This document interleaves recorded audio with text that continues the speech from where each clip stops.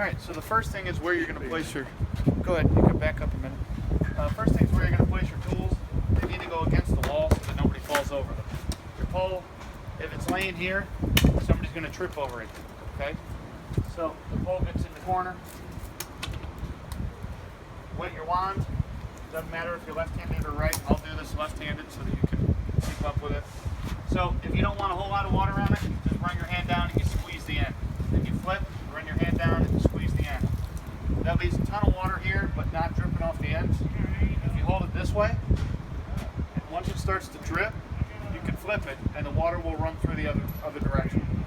Once it starts to drip, you flip it. If water's coming off your squeegee and dripping, just hold it against the wand like this. So you flip and hold it against to prevent the drips. That way you can work inside without getting water everywhere. Okay? You'll notice the wet technique, and you're gonna want to pay special attention to the wetting technique. It's the reverse of a window, which is up, over, down. You'll notice I'm changing. I'm about 45 degrees here, 45 degrees here, and I'm using the full thing here. When I come down to the bottom, I'm 45 degrees all the way up. I've made a box and I fill it in. The whole window's wet. All the corners are wet. The corners are key because if you drag through dry spots, if that dry spot has dirt, you're going to drag through dirt. You start at this angle. This is further away from the window. Why? Because I can clean the corner without having to come back to it right there.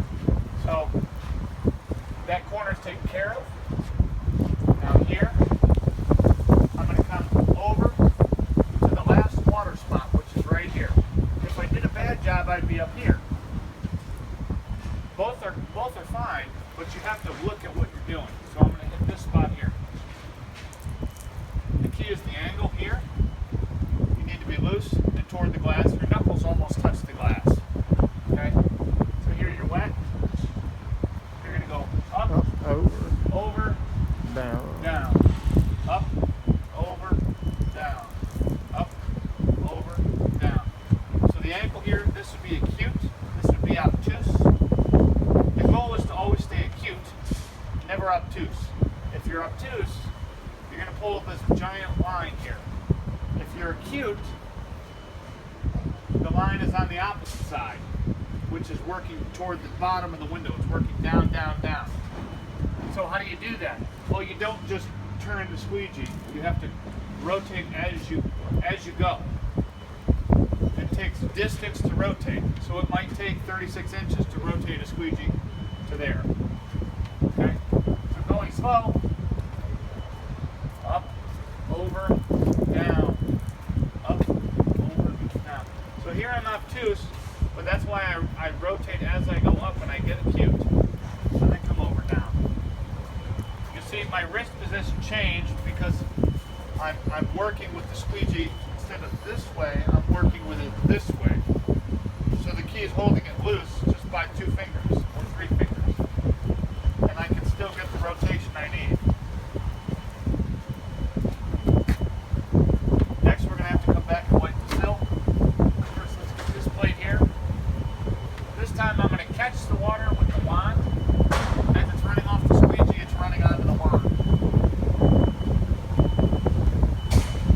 If the window is fairly maintained, you can almost wet and squeegee at the same time. Okay. So, proper sill wiping would be as follows.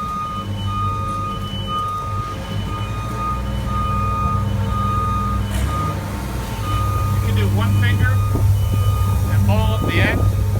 You're going to want to wipe your edges.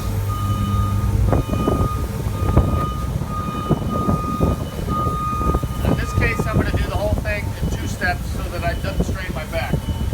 First, I'm going to come over here and then take the ball portion and come across the face.